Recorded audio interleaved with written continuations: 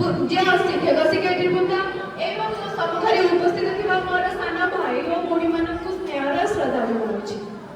आज पवित्र गुरु दिवस रे मते किछि कहबार सुजोग मिलिथिबारु मु निजको धन्य मन करूछि। आज हेउछि गुरुको एक गुरुकर महत्व को प्रकाश करबा एवं तांको प्रति कृतज्ञता ज्ञापन करिबार दिन। तस सहित आज हेउछि हमर सर्वप्रसिद्ध भारतर पुरातन राष्ट्रपति डॉक्टर सर्वपल्ली राधाकृष्णन जन्मदिवस।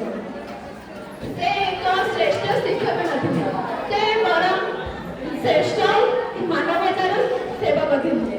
से तांको जीवन में शिक्षक मानकु उच्च स्थान में रखिथिले। तेणु करी तांको जन्मदिवस को गुरु दिवस रूपे पालन करा जाउछि। गुरु हेउछथि आम आत्मिक प्रेरक, से हेउछथि आम संस्कारर पिता। जेपरि कहा जाउछि गुरु को न मणिबा नर, गुरु ही साक्षात ईश्वर।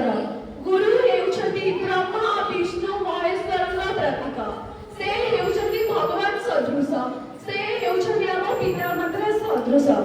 से केवल हमकु शिक्षा ज्ञान ग्रहण करिनथन, से हमकु मध्य सठिक मार्ग देखाई थांती। एक शिशु जदि ता अनागढ़ जीवन ता हृदय को आलोक करिथांती। से हमकु आम सफलता पछरे हमकु बहुत उत्साहित करिथांती। हमकु से अनेक ज्ञान देइथांती। एवं एई गुरु दिवस रे केवल गुरु दिवस दिन आमे गुरु को पूजा करबा उचित नो। आमे सब दिन रे गुरु को सम्मान जणेबा, तांको प्रति निष्ठावान रहबा उचित।